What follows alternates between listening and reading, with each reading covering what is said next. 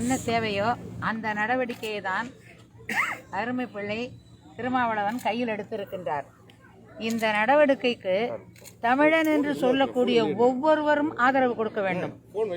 நான் மட்டும் பேசினால் போதாது, தமிழகமே பேச வேண்டும். தமிழர்கள் அத்துணை பேரும் பேச வேண்டும். இதை பற்றி மனுஸ்மிருதி மட்டுமல்ல, ஆரிய கூத்தையும் அடக்க வேண்டும். தமிழ் என்கின்ற சொல்லை எங்குமே மேலெழும்ப விடாமல் செய்வதற்கு சூது நடந்து கொண்டிருக்கின்றது.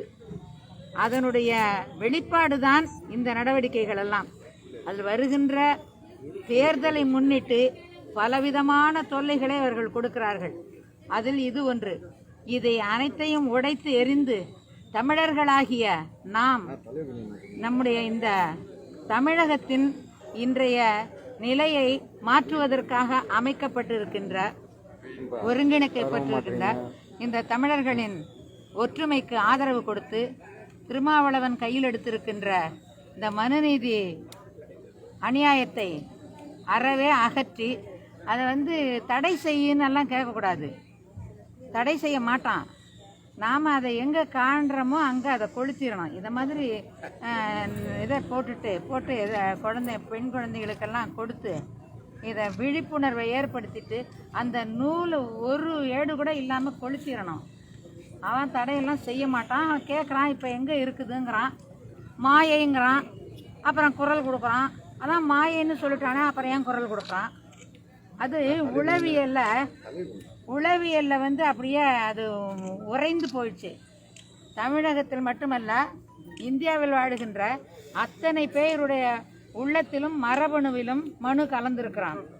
அதை மாற்ற வேண்டும் என்றால், அதை அறவே நீக்க வேண்டும் என்றால் 100 ஆண்டு காலம் பாடுபட வேண்டும். இப்போ இவர் கையில் எடுத்திருக்கார். இதை இளைஞர்களாகிய நீங்கள் எல்லாம் அவர் கூட உடன் நின்று உழைக்க வேண்டும், குரல் கொடுக்க வேண்டும். நாம் யாருக்கும் எதிரி கிடையாது, ஆனால் நமக்கு எதிரி இருக்கிறான். அதை மட்டும் நிச்சயமாக தெரிஞ்சுக்கோங்க. நாம் யாருக்கும் எதிரி கிடையாது, நமக்கு எதிரி இருக்கிறான். இல்லாது போல காட்டுவான், ஆனால் இருக்கிறான்.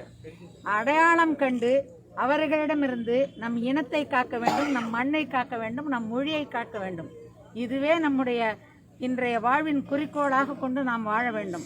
திருமாவளவன் அவர்கள் எடுத்திருக்கின்ற இந்த நிலைப்பாட்டிற்கு நான் முழு மனதுடன் ஆதரவு தந்து அவருடைய வழியில் நான் பயணிப்பேன்.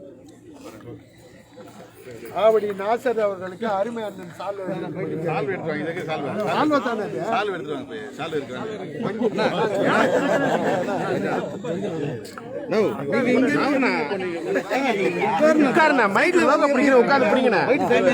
உட்காருங்க.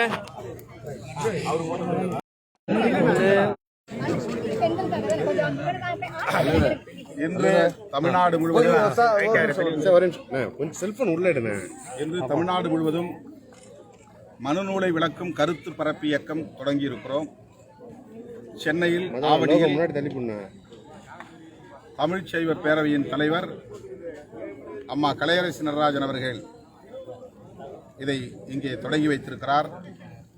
திராவிட முன்னேற்றக் கழகத்தினுடைய மாவட்ட செயலாளர் ஆவடி மு. நாசர் அவர்களும் இதிலே பங்கேற்று வாழ்த்தியிருக்கிறார். மனுநூல் மக்களுக்கு எதிரானது, சமூக நீதிக்கு எதிரானது, சமத்துவத்திற்கு எதிரானது, குறிப்பாக ஆண் பெண் சமத்துவத்திற்கு எதிரானது. ஆகவே இது 100 ஆண்டுகளுக்கு முன்பிருந்தே நமது முன்னோர், மூத்தோர், மாமனிதர்கள், புரட்சியாளர் அம்பேத்கர், தந்தை பெரியார் போன்றவர்கள் கடுமையாக எதிர்த்திருக்கிறார்கள், விமர்சித்திருக்கிறார்கள், நூலை பொதுவெளியிலே எரித்திருக்கிறார்கள். இன்றைக்கு நாம் காணும் இந்த அவலங்களுக்கெல்லாம் அதுதான் அடிப்படை காரணம். பெண்களுக்கு கல்வி மறுக்கப்பட்டது, அதிகாரம் மறுக்கப்பட்டது, சொத்து பறிக்கப்பட்டது, கருத்துரிமை பறிக்கப்பட்டது. அவர்கள் இளம் வயதிலேயே, பிஞ்சு வயதிலேயே திருமணம் செய்ய வைக்கப்பட்டார்கள். விதவையாக மாறினால் அவர்கள் மறுமணம் செய்து கொள்ள முடியாமல் மொட்டை அடிக்கப்பட்டது. வெள்ளை உடை உடுத்தும்படி கட்டாயப்படுத்தப்பட்டார்கள். பூ முடியக்கூடாது, பொட்டு வைக்கக்கூடாது, நல்ல காரியங்களில் பங்கேற்கக்கூடாது, ஆண்கள் நல்ல காரியங்களை தொடங்கும் போது முன்னால் வரக்கூடாது, அதில் பங்கேற்கவே கூடாது, கருத்து சொல்லவே கூடாது, தன்னுடைய இல்லற வாழ்க்கைக்கு கூட தனக்கான வாழ்க்கை துணையை தேடும்போது கருத்து சொல்லக்கூடாது. இப்படிப்பட்ட ஒடுக்குமுறைகள் எல்லாம் இந்த மண்ணிலே நிலைநிறுத்தப்பட்டதற்கு காரணம் மனுஸ்மிருதி என்கிற அந்த மனு நூல்தான். இது பல ஆராய்ச்சியாளர்களால் கண்டறியப்பட்ட உண்மை.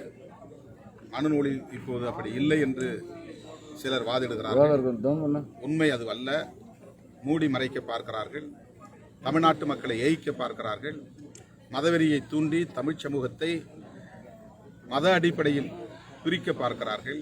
சமூக பிரிவினைவாதத்தை இங்கே விதைக்கிறார்கள். வெறுப்பு அரசியலை விதைக்கிறார்கள்.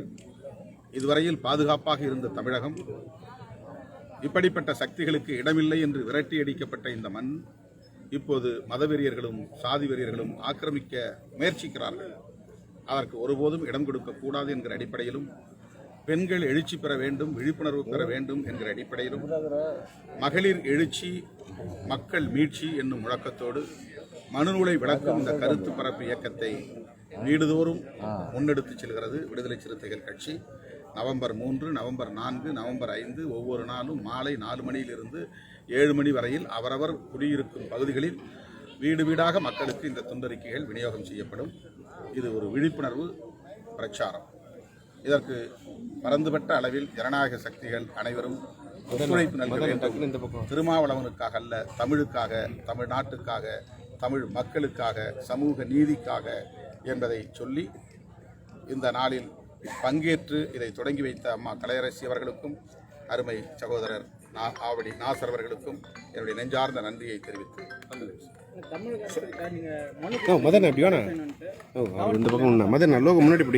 வேல் யாத்திரைக்கு அனுமதி தரக்கூடாது, அது திட்டமிட்டு வெறுப்பு அரசியலை விதைப்பதற்கான முயற்சி. அவர்கள் மத அடிப்படையிலே மக்களை பிளவுபடுத்துவதற்காக திட்டமிட்டு இருக்கிறார்கள். திராவிட முன்னேற்றக் கழகத்தின் மீது அபாண்டமான பழியை சுமத்தி கருப்பர் கூட்டத்தின் நடவடிக்கைகளுக்கும் திருமாவளவனின் பேச்சுக்கும் திமுக தான் காரணம் என்று இதை திசை திருப்ப பார்க்கிறார்கள். முழுக்க முழுக்க அரசியல் நாடகத்தை நடத்துகிறார்கள். நான் பேசியதற்கு நான் மட்டுமே பொறுப்பு. நான் இடம்பெறுகிற கூட்டணியோ அல்லது என்னோடு இருக்கிற கட்சிகளோ தலைவர்களோ இதற்கு எந்த வகையிலும் பொறுப்பேற்க முடியாது. ஆனால் அவர்கள் வேண்டுமென்றே இதை திமுகவோடு முடிச்சு போட்டு அரசியல் ஆதாயம் தேடுவதற்கு முயற்சிக்கிறார்கள். இதற்கு ஒருபோதும் தமிழ்நாட்டு மக்கள் இடம் கொடுக்க மாட்டார்கள். ஒருவேளை தமிழக அரசு அவர்களுக்கு அனுமதி அளித்து தமிழ்நாட்டை வன்முறை காடாக்குவதற்கு வழிவகை செய்வார்களேயானால் அதிமுகவை மக்கள் தூக்கி எறிவார்கள். சட்டப்பேரவை தேர்தலில் மக்கள் அதை உணர்த்துவார்கள். சரி,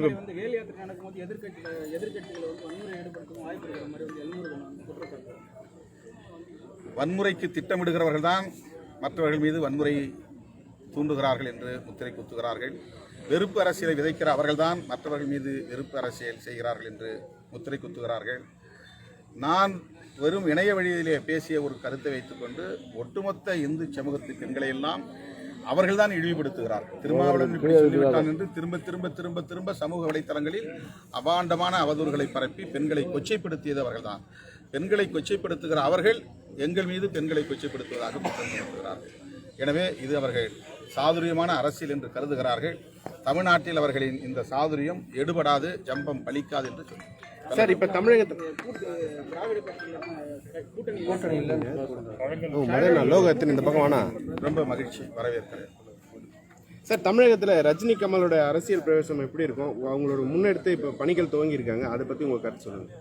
நடிகர் ரஜினிகாந்த் அவர்கள் கட்சி தொடங்க போவதாக தெரியவில்லை என்றுதான் அண்மை ஊடகங்கள் தெரிவித்தன. அவருடைய உடல்நலம் குறித்து அவர் அவ்வாறு கருத்து தெரிவித்ததாக. நண்பர் நடிகர் கமல்ஹாசன் அவர்கள் ஏற்கனவே கட்சியை தொடங்கி அவர் தீவிரமாக முன்னெடுத்து சென்று கொண்டிருக்கிறார். யாரும் அரசியலுக்கு வரலாம், யாரும் மக்களிடத்திலே தொண்டு செய்யலாம், ஓட்டு கேட்கலாம். மற்றபடி இதில் கருத்து சொல்வதற்கு இல்லை. நன்றி.